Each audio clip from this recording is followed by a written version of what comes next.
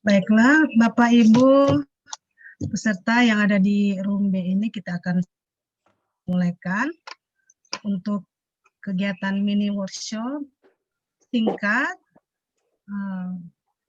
di mana bentuk mini workshop ini sebetulnya lebih kepada penajaman materi dari apa yang sudah disampaikan tadi oleh narasumber Ibu Hima.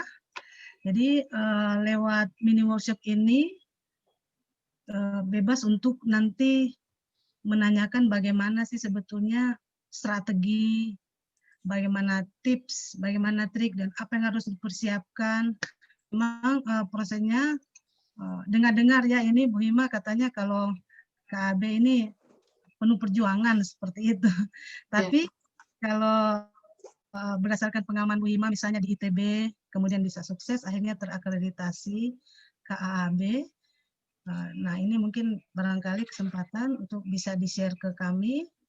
Di sini juga ada peserta yang dari luar Unsrat yang ada bergabung.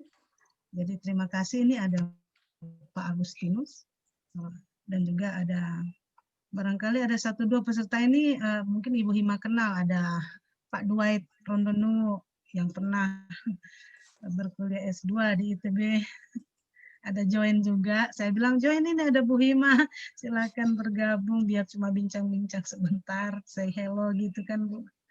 Baiklah, saya mungkin saya serahkan ke Ibu Hima, bagaimana, pokoknya di sini kita bebas saja untuk berlangsungnya workshop ini. Oke, terima kasih Bu Cynthia. Jadi barangkali saya bisa mengantarkan begini. Dulu kami waktu pertama kali mengajukan itu kan kami masih sendirian dan harus meraba-raba begitu ya, karena kami yang pertama begitu.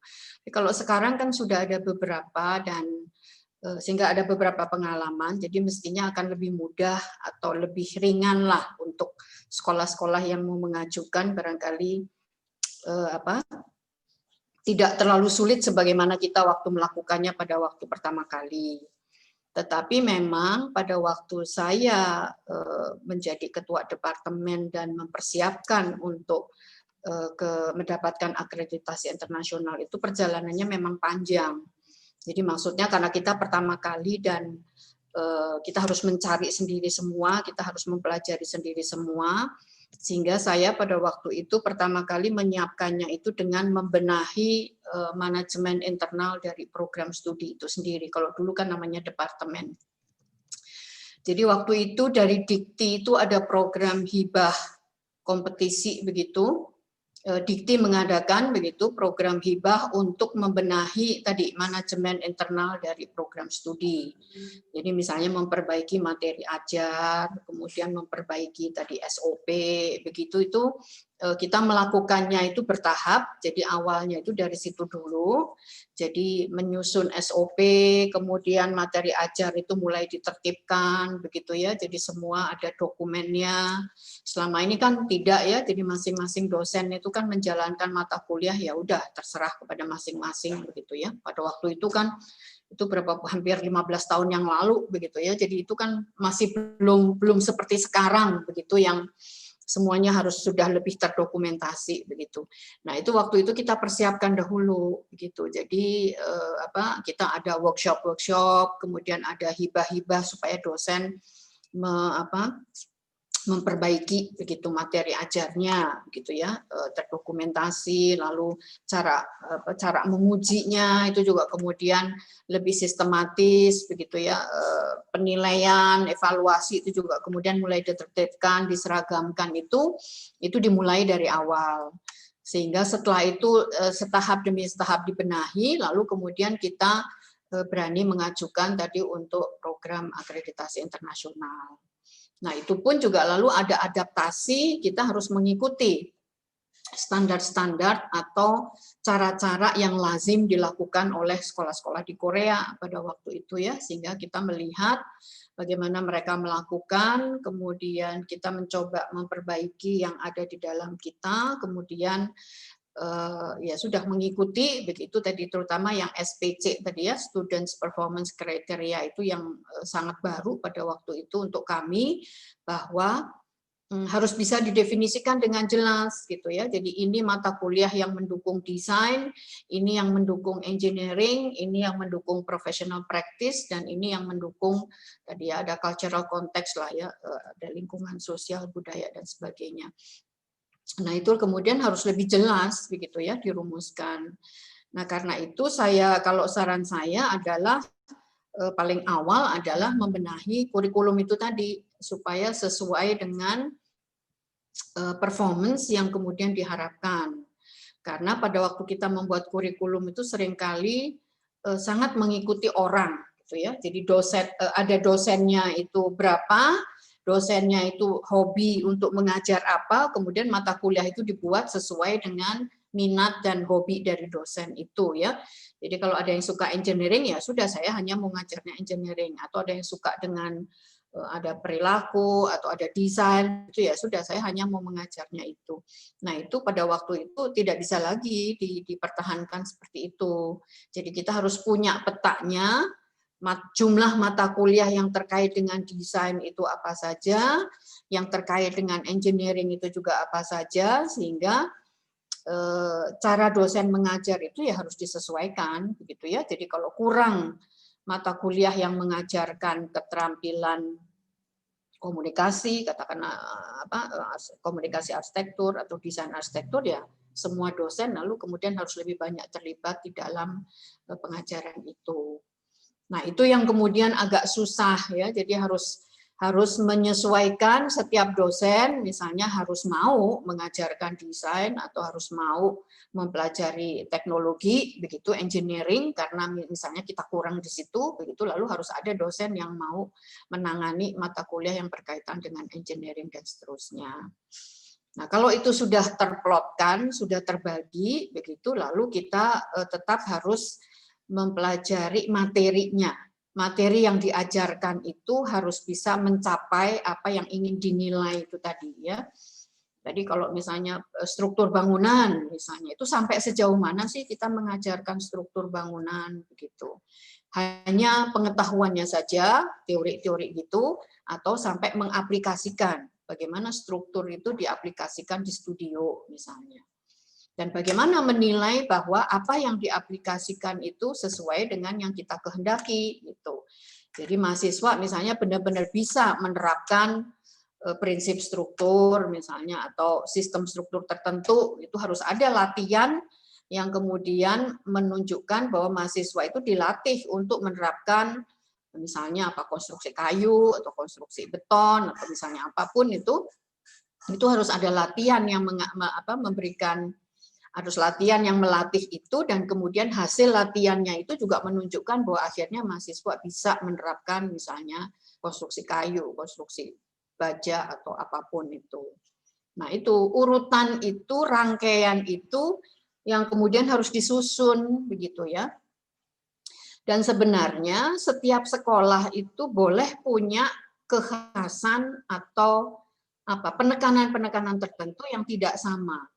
Jadi akreditasi, badan akreditasi tidak akan menyeragamkan semua sekolah. Jadi misalnya sekolah saya mau sangat kuat di strukturnya, misalnya itu lebih mengutamakan tadi ya engineering misalnya, itu boleh-boleh saja asal yang minimum requirement tentang desain, pemahaman dia tentang dinamika arsitektur di masyarakat atau di lingkungan budaya tertentu ya tetap diajarkan, tetapi latihan-latihannya barangkali lebih menekankan kepada hal-hal yang bersifat engineering, misalnya itu boleh-boleh saja. Sebaliknya ada sekolah yang sangat tidak mengutamakan engineering misalnya, tapi lebih mengutamakan tadi mengolah bentuk atau mengeksplorasi desain secara intuitif misalnya, itu boleh-boleh saja.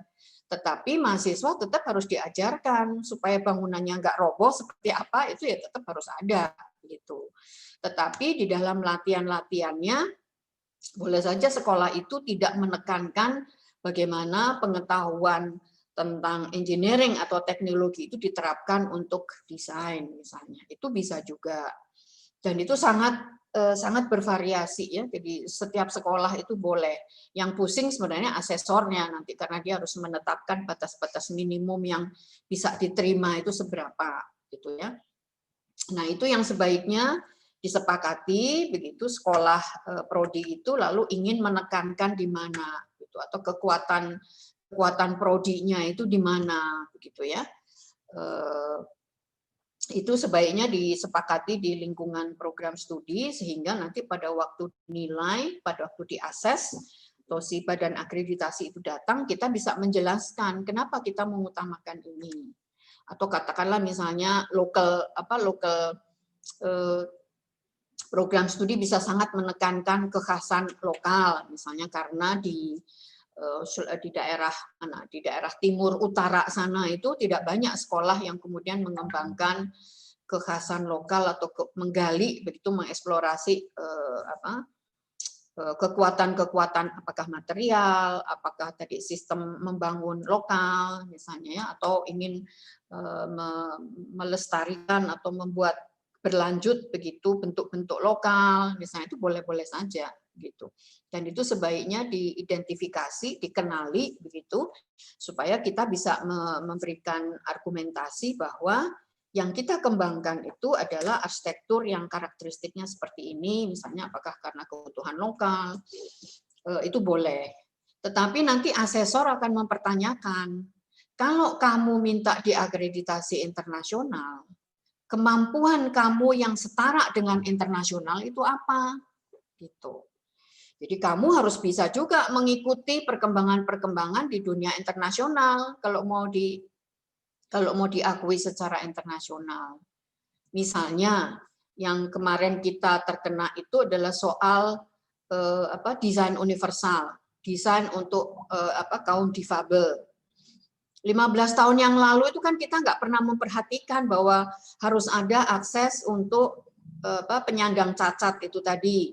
Setiap jalan masuk harus ada remnya dan seterusnya. Itu masih belum terbiasa kita mengajarkan dari tingkat 1 atau dari awal itu di S1 bahwa semua fasilitas itu harus bisa diakses untuk kaum difabel. Toilet misalnya harus ada toilet untuk difabel. Itu kan untuk standar kita sampai sekarang pun aja kan kita masih belum berlaku itu kan, tidak semua tempat memberlakukan itu. Jadi misalnya asrama itu harus ada fasilitas untuk orang difabel. Itu kan kita biasanya tidak melakukan itu ya. Nah, itu nanti akan ditanya, kalau standar internasional sudah seperti itu, kita juga harus mengajarkan atau meminta mahasiswa untuk mendesain berdasarkan prinsip-prinsip atau standar-standar seperti itu. Nah, ini kebiasaan atau satu perubahan di dalam kita mendesain yang juga cukup besar barangkali. Jadi yang biasanya tidak perhitungkan atau biasanya tidak dipakai, jadi WC untuk kaum difabel itu sekarang tetap harus disediakan walaupun tidak dipakai atau jadi mahal gitu kan.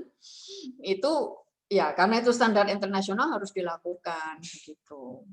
Lalu nanti misalnya persoalan lingkungan misalnya. Apa-apa yang sudah lazim diperbincangkan, misalnya tadi efisiensi tadi, hemat energi, kemudian tidak boleh kita hambur dengan energi dan sebagainya, itu bagaimana kita mengajarkan itu ke mahasiswa, itu nanti akan ditanya gitu. Karena di dunia internasional itu sudah jadi standar. Semua orang sudah mempersoalkan itu, begitu ya. Penghematan energi, kemudian polusi udara, misalnya. Itu mana mata kuliah yang mengajarkan itu, gitu ya.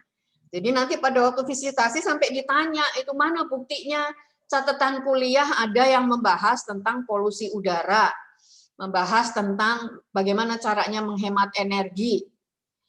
Dan kemarin terakhir yang kita terkena itu raport merah, itu menjadi merah karena untuk apa itu istilahnya itu namanya ini apa recycled itu ya, apa itu namanya, sebentar kok saya jadi lupa istilahnya,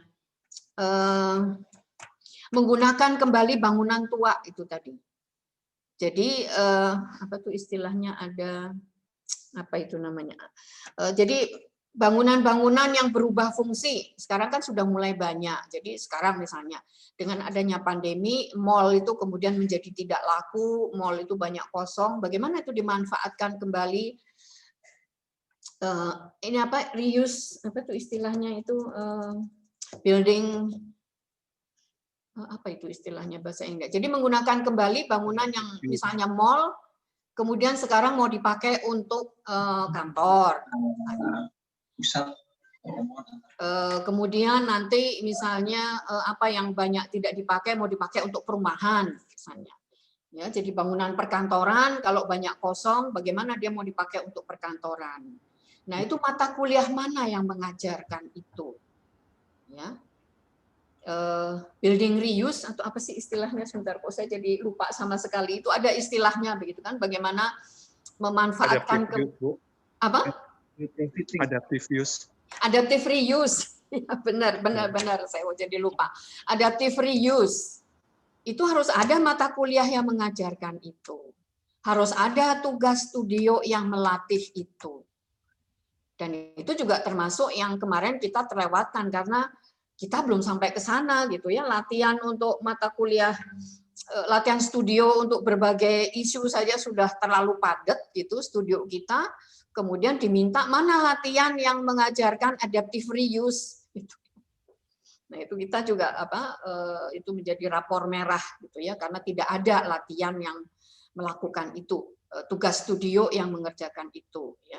Kalau mata kuliah relatif lebih mudah, kita bisa menambahkan berapa, satu sesi begitu, satu kelas, satu pertemuan yang membahas tentang itu, satu atau dua kali pertemuan itu barangkali sudah memadai.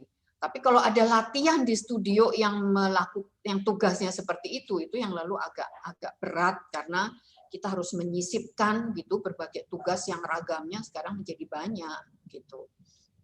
Nah, itu antara lain contoh-contoh kesulitannya atau itu tadi ya kerepotannya begitu pada waktu kita mau akreditasi begitu. Jadi harus ada tugas-tugas studio yang disesuaikan, mata kuliah yang harus ditambahkan gitu ya. Mata kuliahnya mungkin bisa diakali dengan tidak harus menambahkan mata kuliah khusus, tetapi sesi atau pertemuan, beberapa pertemuan itu harus ditambahkan dengan topik-topik perkuliahan yang tadi harus dilengkapi ya. Dan itu nanti mulai kelihatan banyak begitu ya. Jadi mulai dari yang soal energi, soal budaya, misalnya tentang heritage, bagaimana kita memberikan latihan kepada mahasiswa untuk bisa memperhatikan tadi ya pelestarian budaya atau pelestarian bangunan lama, misalnya itu di mana latihannya itu, kuliahnya di mana, mata kuliah apa yang mengajarkan itu, dan itu dilihatnya tidak harus per mata kuliah, tetapi per topik itu tadi. Jadi misalnya yang tadi soal desain itu berapa sub isu yang di dalam desain itu diajarkannya di mata kuliah mana. Itu bisa saja mata kuliah A, mata kuliah C, mata kuliah F, mata kuliah E, beberapa mata kuliah lalu mengisi tadi kompetensi atau kemampuan mahasiswa untuk tadi ya melestarikan bangunan lama misalnya, atau menggunakan kembali tadi bangunan lama, adaptive reuse. Atau dia ada beberapa mata kuliah yang melatih mahasiswa untuk mengajarkan tadi arsitektur lokal, misalnya. Bisa di mata kuliah sejarah, bisa ada latihan studio, bisa kemudian tadi terkait dengan arsitektur lokal itu mempelajari dari segi konstruksinya, misalnya juga bisa begitu ya, bagaimana diajarkan teknik-teknik konstruksi lokal, keterampilan lokal, misalnya itu kemudian diajarkan untuk konstruksi bangunan atau struktur bangunan atau sejarah atau di studio dan sebagainya, itu lalu bisa dikombinasikan berbagai cara. Nah, itu yang cukup memusingkan gitu ya. Jadi itu cukup pusing karena kita harus menata kembali materi perkuliahan, kemudian harus bisa merumuskan tugas-tugas secara ulang, bahwa satu tugas studio itu, misalnya tugas pertama dari studio di tingkat 3, itu akan mengisi performance kriteria A1, B3, C5, D3. Jadi satu tugas studio itu bisa mengisi student performance kriteria, ada 3 atau 5 student performance kriteria. Jadi tidak harus selalu oke, apakah saya perlu share supaya kelihatan ya student performance kriterianya itu tadi mana, mohon ya saya izin share dulu kalau gitu. Sebentar.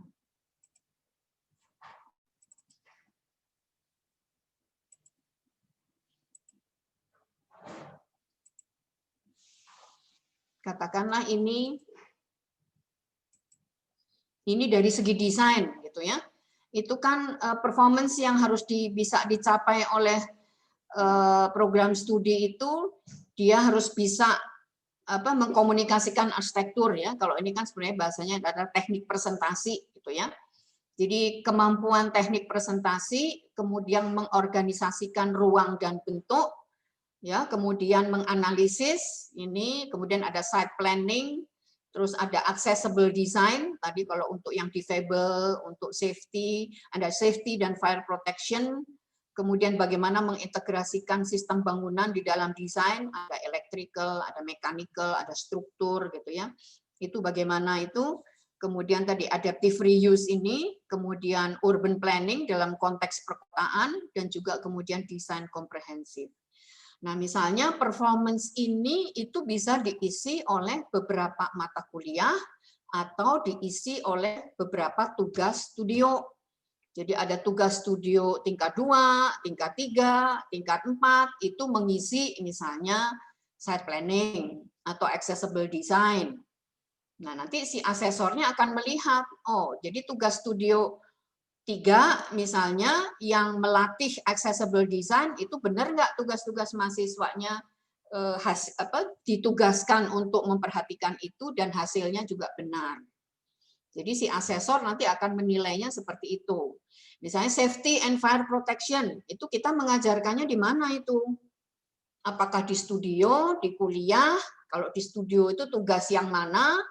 Nah, nanti asesor akan memeriksa, oh mahasiswanya ternyata mampu ya. Jadi kalau dari hasil tugasnya menunjukkan bahwa mahasiswa mampu menerapkan prinsip tadi keamanan, keselamatan gitu ya. Ini ditandai tadi di mana tangga kebakarannya. Apakah meletakkan tangga kebakarannya benar begitu? Apakah di dalam standar kebutuhan tangga kebakaran itu dipenuhi? Jadi kalau bangun ruang luasnya berapa, lalu harus ada berapa tangga kebakaran, itu kemudian diterapkan. Mata kuliah mana yang mengajarkan itu dan latihan mana yang kemudian menerapkan pengetahuan-pengetahuan seperti itu dan seterusnya. Jadi seperti itu misalnya caranya bagaimana kita mempersiapkan itu dengan menata kembali kurikulum, kemudian mencari capaian performance yang harus dicapai itu apa, dan itu prodi yang menentukan. Ya, ini kan hanya kisi-kisinya saja. Ini hanya topik-topiknya saja yang harus dipenuhi. Tetapi nanti prodi sendiri yang harus menetapkan. Oke, kalau saya planning, misalnya saya akan mengajarkan sampai sedalam apa mahasiswa itu harus mampu menggambarkan garis kontur, atau bisa menghitung cut and fill misalnya.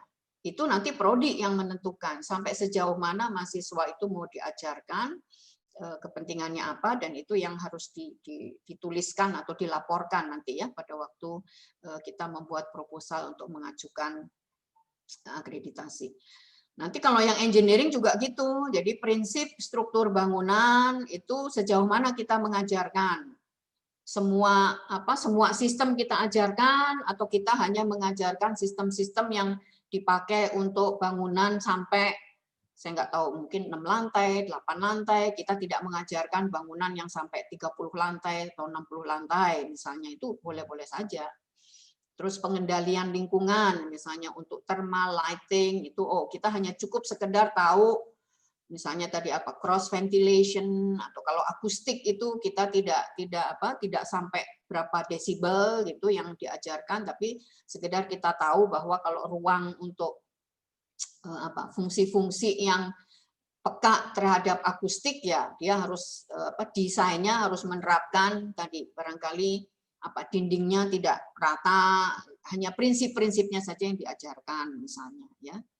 Terus kemudian kalau digital teknologi ya lalu kemudian apa yang kemudian kita ajarkan di mahasiswa kita ya, bisa pakai CAD, bisa pakai BIM atau bisa pakai menghitung atau dan sebagainya, itu yang kemudian setiap prodi lalu merumuskan sendiri apa kepentingan yang akan kita ajarkan. Mungkin sementara sebagai pemicu diskusi mungkin itu dulu kali ya Bu Cynthia. Jadi gambarannya ya kita membenahinya mulai dari proses pembelajaran terutama begitu. Yang lain-lain itu nanti sambil jalan, SOP dilengkapi gitu ya. Terus aturan-aturan itu juga dilengkapi, misalnya kalau bagaimana kalau mahasiswa lulus studio itu syarat kelulusannya bagaimana, penilaiannya bagaimana, itu sambil jalan kemudian juga harus dilengkapi begitu. Itu barangkali pengantarnya Bu Cynthia ya. Baik, terima kasih Bu Hima. Barangkali di sini ada pimpinan jurusan, baik pimpinan jurusan dan prodi arsitektur S1 dan S2. Silakan untuk bertanya kepada Bu Hima terkait strategi dan target. Atau dari silakan kalau ada pertanyaan dari. Saya mau tanya dong. Ya. Siang Bu Hima. Ya, selamat siang. Bu Hima, saya itu ada 2 pertanyaan. Yang pertama, kalau kita lihat KAAB, kan dari Indonesia yang terakreditasi itu UII, UGM, dan ITB. Lalu yang saya lihat, UII dan UGM itu S1, lalu ITB itu S2. Nah, maksud saya perbedaannya di mana? Itu yang pertama. Yang kedua, Bu, kalau dalam posisi sekarang ya kan kelihatannya kita kalau mau ikut yang engineering accreditation board for engineering education juga bisa ya Bu ya, jurusan arsitektur. Jadi tidak perlu ikut KAAB atau memang kita harus ikut KKAB. Itu 2 pertanyaan yang saya ingin tanyakan. Terima kasih Bu. Oke, saya jawab yang dari nomor 2 dulu karena lebih mudah. Ini sebenarnya terkait dengan asosiasi profesinya. Jadi kalau yang ABET atau IAB itu kan asosiasi profesinya kan PII kalau di Indonesia. Sementara kalau kita di arsitektur itu kan ikutnya IAI. Jadi kalau ikut IAI, terserah setiap sekolah itu momen ini kan lulusannya itu kepentingannya dengan asosiasi profesi yang mana. Kalau kami ikutnya kan IAI. Nah, IAI itu ikutnya kan definisi arsitektur itu adalah arsitektur dalam pengertian desain. Praktek arsitektur itu yang memberikan lisensinya kalau di Indonesia kan IAI. Jadi ikutnya yang IAI, yang desain, bukan yang architectural engineering. Jadi ikutnya yang KAAB atau NAAB itu tadi. Tidak ikut yang ABET atau JABI atau IAB. Nah, apa bedanya? Kalau dari segi pendidikan, lalu yang engineering itu lalu heavy atau berat di engineeringnya. Dalam pengertian itu adalah ilmu-ilmu sainsnya itu tadi yang disebutkan mafiki itu tadi, matematik, fisika, kimia itu tadi. Kalau di Jepang atau di Korea, jadi kalau yang architecture engineering sekolahnya itu Kalau di sini kita itu diserahkannya kepada orang sipil. Gitu. Jadi ngitung kekuatan struktur, kemudian eksperimen dengan struktur itu masuk di mata kuliahnya. Gitu. Karena keunggulan dia adalah lebih kepada bagaimana barangkali kalau saya membacanya itu constructability di bidang constructing ya, karena kita tahu Jepang dengan Korea itu sangat kuat para kontraktornya. Mereka akan sangat memerlukan tenaga-tenaga ahli architectural engineering. Jadi ini sudah kaitannya levelnya dengan politik dari profesi. Ya, jadi mereka ingin menjual tenaga ahlinya ke internasional, ke luar negeri di bidang contracting. Nah, itu keunggulan mereka di bidang contracting itu pengetahuan mereka tentang membangun untuk bangunan high rise, untuk bangunan yang large scale, begitu skala besar, itu kemampuan engineeringnya lalu kuat sekali. Nah, itu lalu konsekuensinya mata kuliah yang terkait dengan percobaan struktur itu harus diajarkan gitu. Jadi kalau yang architectural engineering juga tidak wajib 5 tahun, dia boleh 4 tahun. Jadi program studi dengan 4 tahun itu tidak perlu menyelesaikan sampai 5 tahun, dia bisa kepada architectural engineering dan penekanannya kepada si yang lebih kuantitatifnya itu tadi.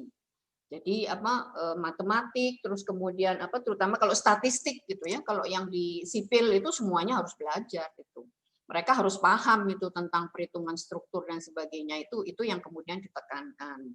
Jadi perbedaannya di situ. Kalau saya melihat, kalau yang architectural engineering itu tidak untuk berpraktek sebagai arsitek, tetapi barangkali keunggulan mereka di dalam kemampuan tadi ya, mencari efisiensi, ada value engineering dan sebagainya, itu barangkali mereka lebih unggul begitu ya.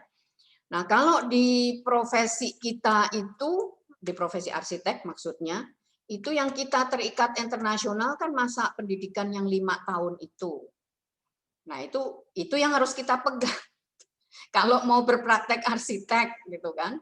Kalau tidak mau berpraktek arsitek ya tidak harus sekolah yang 5 tahun, yang sekolah 4 tahun saja sudah cukup gitu. Nah, sekarang tinggal masing-masing sekolah menentukan policy saya, kebijakan saya mau diakui secara internasional begitu karena menghasilkan lulusan-lulusan yang tidak untuk berpraktek arsitektur tetapi unggul di dalam mengerjakan proyek-proyek pembangunan arsitektur misalnya, ya itu bisa pilih yang 4 tahun, kalau saya bilang kan bisa pilih yang 4 tahun saja, tapi sebaliknya kalau mau menghasilkan lulusan-lulusan yang mau praktek arsitektur dan bisa bersaing internasional, ya pilih sekolah yang harus mau nggak mau 5 tahun itu tadi. Itu menurut saya pilihannya. Nah, apa bedanya sekarang sekolah yang 5 tahun dengan sekolah yang pakai PPAR tetapi diakreditasi? Kalau menurut saya secara prinsip akreditasinya ya nggak ada bedanya karena akreditasi itu diberikan kepada program studinya. Tapi kalau kami melihatnya akreditasi internasional itu memberikan akreditasi kepada program studi yang bergelar sebenarnya. Itu harus dibaca. Kalau tidak bergelar itu mereka tidak memberikan akreditasi. Nah, kalau di internasional itu kan gelarnya bachelor atau master.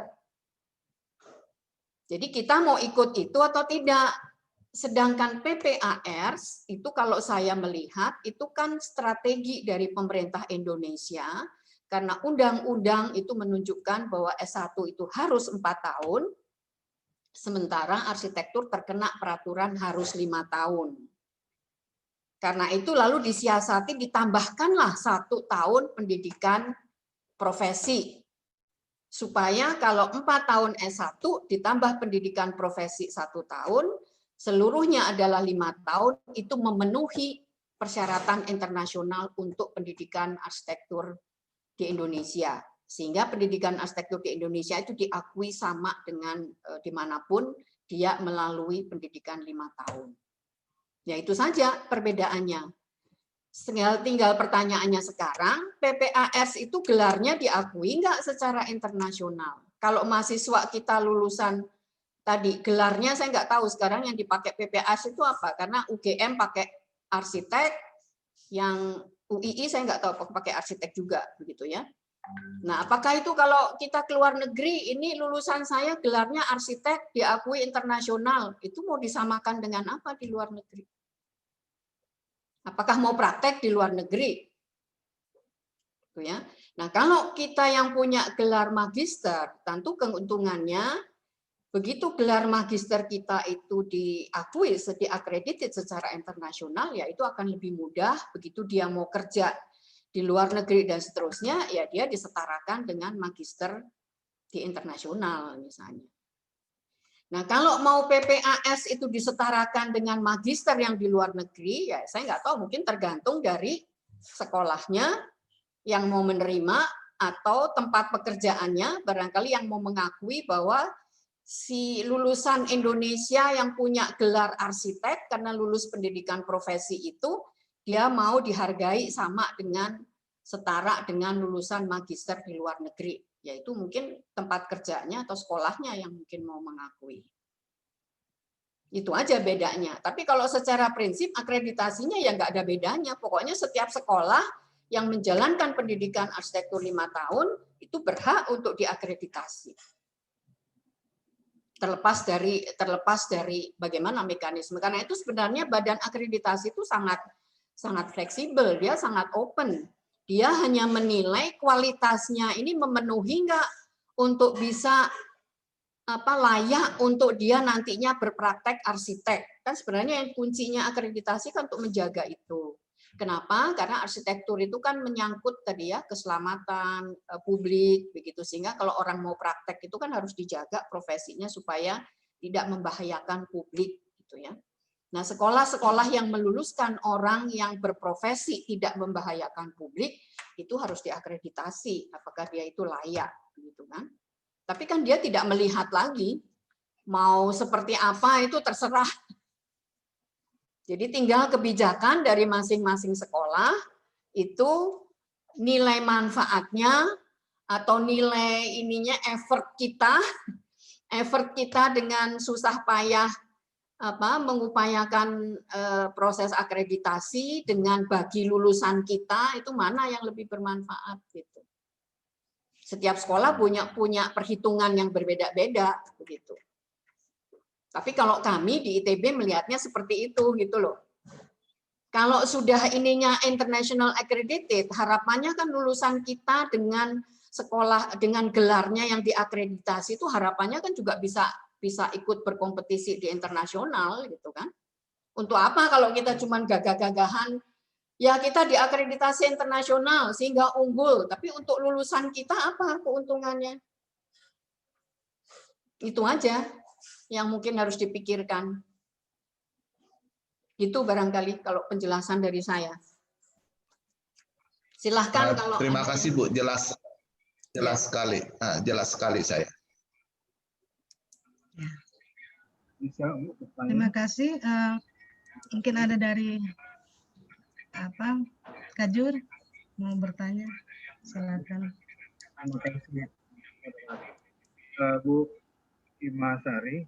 ya. Terkait dengan penjelasan tadi, ini saya cuma ingin mengevaluasi saja prakondisi kami di Unpad untuk mengajukan ke KAB. Kita sampaikan tadi kita kan ya memang tidak kontinu 5 tahun, kita terpisah atas 2 prodi S1 dan S2.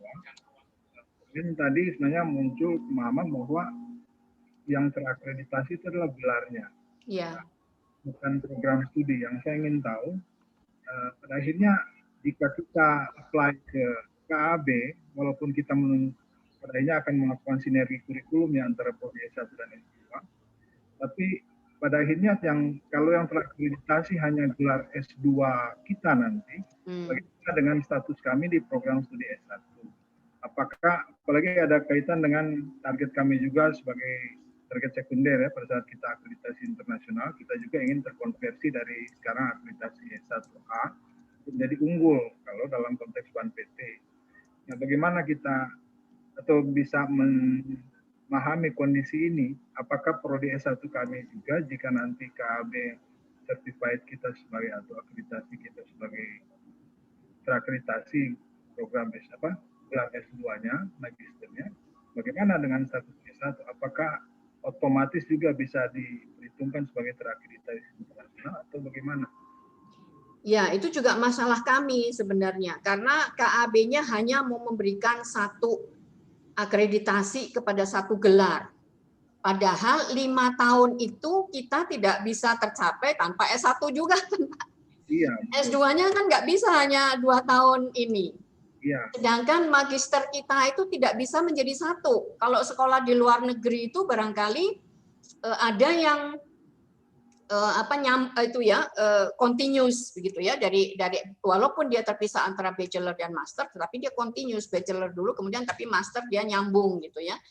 Ya begitu, sehingga kita mengklaimnya ke ITB karena yang diakreditasi itu adalah 5 tahun pendidikan, jadi mau nggak mau kan S1-nya juga dievaluasi kan? Iya. Jadi secara tidak langsung kan itu terakreditasi juga kan? Karena yang dinilai kan S1 juga kan? Ya mungkin konkretnya Bu, kalau dari pengalaman ITB setelah Ya, jadi kita mengklaimnya bahwa yang terakreditasi adalah S1 dan S2. Ya, dua prodi dan itu ya 2 prodi. Karena prosesnya mau nggak mau menilai program S1-nya dan menilai program S2-nya. Tetapi KAB hanya bisa memberikan hanya satu gelar yang itu ya, itu KAB-nya yang diberikan akreditasi adalah magisternya.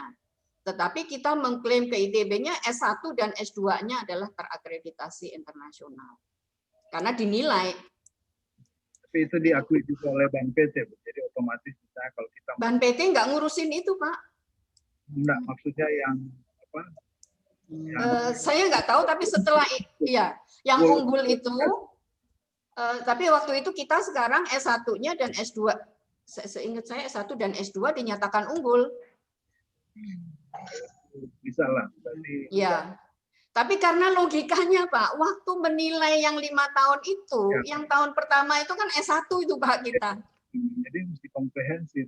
Iya, jadi harus melihatnya ya itu sebenarnya dua-duanya teruji gitu kan, dinilai begitu, bukannya hanya S2 berdiri sendiri. Ya, setuju. Yang menjadi masalah kemudian Pak, dan itu yang kita alami dan itu akan menjadi pertanyaan bagi asesor, mahasiswa S2 itu karena ini tidak continuous, itu bukan hanya dari S1 ITB. Karena kita juga menerima mahasiswa S1 dari luar ITB untuk ikut program S2. Kan, Pak? Itu yang selalu menjadi pertanyaan dan kita harus menjelaskan panjang lebar. Karena ada proses seleksi, lalu kita menilai, karena tidak ada jaminan bahwa lulusan S1 yang bukan ITB itu sama dengan lulusan S1 ITB yang dinilai oleh asesor.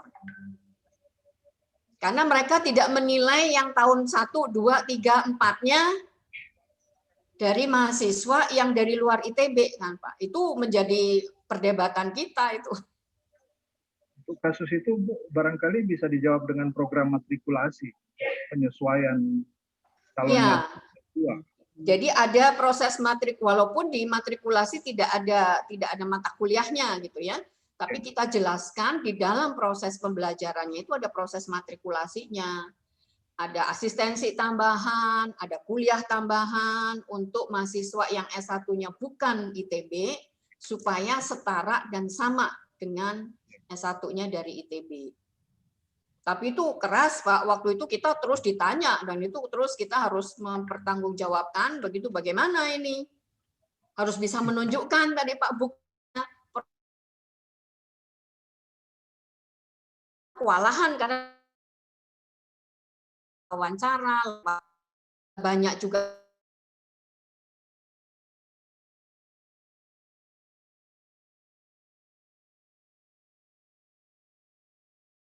setelah terakreditasi nanti ada catatannya Pak, bahwa ada yang lemah-lemah tadi, yang kurang-kurang tadi harus diperbaiki dari tahun ke tahun gitu. Jadi karena itu proses seleksinya, kemudian pakai tes, kita harus bikin tes masuk gitu kan, supaya itu sama nggak dengan tes yang diteskan kepada mahasiswa ITB, itu harus diteskan juga kepada mereka gitu, sehingga kita bisa melihat bahwa ini sama nggak gitu yang lulusan non ITB dengan ITB S1-nya gitu kan. Terus nanti setelah menjalani program S2-nya juga harus ditunjukkan bagaimana ini mengejar ketertinggalan tidak samanya dengan S1 ITB. Ya, itu bagian dari, dan itu salah satu, maksud saya salah satu keuntungan dari akreditasi, itu kan juga memaksa kita, Pak, memberlakukan sistem yang lebih baik gitu. Jadi kita harus objektif, kita harus fair gitu ya. Itu memaksa kita kan, Pak. Jadi kalau ini harus dibuat tes. Jadi sekarang yang mau daftar ke ITB S2 itu juga pakai tes gitu kan. Atau kalau misalnya ini bagaimana mengejar, kalau memberi kesempatan pada mereka yang mungkin tidak sama kemampuannya dengan ITB, bagaimana kita meningkatkan kemampuan itu misalnya. Apakah ada tugas tambahan, apakah mereka harus di dalam bekerjanya harus di dalam kelompok gitu, harus digabungkan mahasiswa ITB dengan mahasiswa non ITB sehingga antar mahasiswa itu terjadi proses belajar secara alamiah gitu. Jadi mahasiswa, jadi cara pembelajarannya, cara mengerjakan tugasnya misalnya itu harus dibagi, tidak boleh eksklusif begitu. Jadi yang non ITB harus digabungkan dengan ITB supaya terjadi sharing dan terjadi pertukaran pengetahuan yang barangkali mungkin yang dari luar ITB juga punya kelebihan, punya perbedaan dengan kita gitu. Nah, itu juga terjadi begitu Pak. Pertukaran itu mempercepat juga proses pertukaran pengetahuan yang dicepat misalnya di antara mahasiswa gitu. Nah, itu bagusnya akreditasi, jadi memaksa kita menjalankan begitu proses-proses yang mungkin tidak terpikir gitu sebelumnya kalau tidak ada tantangan ini gitu. Tapi dengan tantangan ini kan jadi proses pembelajarannya menjadi lebih baik gitu Pak ya. Terus gitu. Mungkin yang tadi cukup, kalau masih bisa diizinkan moderator satu lagi. Yang saya tangkap juga dari penjelasan Ibu, satu hal penting yang memang mesti kita siapkan baik-baik adalah kurikulum ya, dengan S1 dan S2. Ya memang kita juga punya problem di sini. Barusan kan kita S1 dan S2 barusan melakukan kurikulum 2020. Yang sebenarnya persetujuan Senat itu sudah dilakukan mendahului penerbitan kebijakan kampus merdeka. Iya. Ya, perkembangan terkini ini kita perlu updating juga kurikulum ke depan, juga menyiasati rencana akreditasi ke KAB. Nah, memang paling tidak sudah terbayang buat kami kesulitan untuk mengadaptasi kurikulum merdeka ini, kampus merdeka ini dengan apa yang sebenarnya dipersyaratkan dalam KAB terkait dengan rumusan kompetensi yang harusnya dimiliki oleh lulusan. Padahal kita saja untuk mengembangkan studio yang berjenjang di S1 nanti punya di S2 itu sudah cukup kewalahan untuk mengalokasikan waktu. Sementara ini ada tantangan untuk menyiapkan 2 semester untuk mahasiswa itu belajar di institusi yang lain yang mungkin visinya berbeda dan lain-lain. Ya ini memang baru akan direncanakan, tapi mungkin ada tips-tips dari Ibu paling tidak mewakili apa yang sudah dilakukan oleh ITB menjadi ini, terutama juga dalam konteks rencana kita untuk aplikasi rencana akreditasi ke KAB, apa yang seharusnya kita lakukan di sini. Demikian. Ya, kalau itu semua mengalami Pak, kami pun juga mengalami gitu kan. Dengan kampus merdeka itu kurikulum ini kan semuanya harus dirubah begitu konsekuensinya. Kita pun juga terkaget-kaget atau terjerembab begitu. Kita baru 2019 kalau nggak salah perubahan kurikulum begitu, sekarang terkena ini itu ITB pusat, maksudnya BRAM wakil rektornya ini sedang mencari strategi bagaimana caranya ini. Karena katanya sudah berdarah-darah gitu 2 tahun lalu atau setahun lalu kita sudah berdarah-darah memperbaiki kurikulum, sekarang kena program kampus merdeka ini harus terbanting-banting lagi. Jadi itu bukan hanya Bapak saja, kita semua kena. Nah, ya salah satu dalih yang kita pakai justru akreditasi internasional itu. Jadi kita tidak bisa banyak merubah atau bagaimana kita menyiasati program kampus merdeka itu juga karena kita terikat dengan akreditasi internasional. Jadi nggak bisa semudah itu membebaskan pembelajaran itu banyak dilepas-lepas keluar bidang arsitektur begitu. Itu satu, Pak. Alasannya justru malah dipakai sebagai kekuatan begitu. Tetapi yang kedua, barangkali yang juga kita harus pikirkan, ya kita juga harus mau berubah gitu, Pak. Kita ini sudah disruptif dengan era industri 4.0 itu, terus dengan kampus Merdeka itu, dengan perkembangan yang sekarang terjadi di dunia itu, barangkali kita juga harus mawas diri bahwa kita barangkali sering bertahan di comfort zone gitu, Pak. Jadi kita sudah selalu terbiasa, biasanya begitu, nyamannya begitu. Nah, tampaknya di masa-masa mendatang ini kan sudah tidak bisa begitu lagi. Jadi ya harus dipakai, Pak. Mau akreditasi internasional, kena kampus Merdeka, tadi harus dipakai sebagai alasan untuk memaksa dosen-dosen untuk berubah. Itu saja, Pak, kuncinya. Kita semua ini sekarang mau nggak mau harus berubah. Ini kena pandemi juga salah satunya mendorong kita yang tadinya nggak bisa pakai digital devices, digital kuliah, ini sekarang mau nggak ada pilihan, harus bisa. Nah, sekarang kondisi-kondisi kayak gitu ya mau nggak mau harus diterima, Pak. Kita memang harus berubah. Gitu. Nah, kalau sekarang berubahnya dengan mengacu kepada internasional akan lebih membantu kita, Pak. Kalau enggak kita lebih kebingungan lagi, kita harus berubahnya ke arah mana begitu. Tapi kalau sekarang ada acuannya mau berubah ke arah mana, ya mungkin itu harus dipakai juga, Pak. Jadi kita sudah tahu kita harus berubahnya sekarang ke arah sini, mengikuti ini gitu. Lalu karena saya juga di tim yang kampus Merdeka itu di ITB Pusat, setiap universitas juga harus punya kebijakan, Pak. Itu kan maksimum yang diberikan oleh menteri itu. Itu juga kita harus punya sikap, Pak. Tidak semua universitas harus sama. 20 di luar prodi dan 40 di luar universitas, itu kan maksimum, Pak. Kita yang harus menentukan berapa. Apakah hanya 10 di luar prodi? Apakah 20 di luar universitas? Itu kita, Pak. Boleh yang menentukan. Nah, kalau kami sedang mencoba menyusun justru berdasarkan kebutuhan akreditasi internasional untuk professional degree yang minimum pengetahuan yang harus diajarkan itu adalah sudah ditentukan oleh badan akreditasi, sehingga kita bisa menghitung bahwa yang di luar universitas itu misalnya dipakai untuk apa? Kerja praktek magang kah? Apa? Jadi lalu menjadi terpilih gitu, Pak. Kalau di luar universitas, mahasiswa nanti bisa disarankan untuk magang di konsultan, magang di pembangunan konstruksi barangkali, konstruksi arsitektur, magang di barangkali saya nggak tahu di desain kah, magang di kontraktor kah, itu yang dijadikan arahan untuk mahasiswa, Pak. Karena peraturan itu kan masih sangat loose. Kalau tidak ada MOU dengan pihak ketiganya, nggak bisa juga itu, Pak, dijalankan. Justru di situ kita pegang. Kita punya MOU-nya dengan konsultansi, dengan kontraktor, barangkali dengan proses pendampingan mungkin, saya nggak tahu, pendampingan masyarakat untuk proses membangun apa, ya itu yang diizinkan oleh mahasiswa yang akan memperkuat tadi kompetensi berhadapan dengan masyarakat, mengenali kenyataan pembangunan seperti apa misalnya.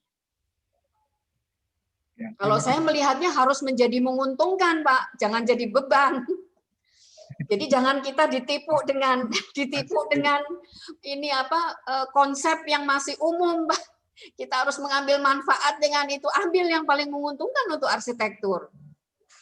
Kalau untuk profesi arsitektur, menurut saya yang belajar di luar itu malah menguntungkan, Pak. Selama universitas mampu membangun kerjasama, karena itu harus ada MOU-nya, Pak, dengan pihak-pihak tadi yang mendukung proses Merdeka itu tadi.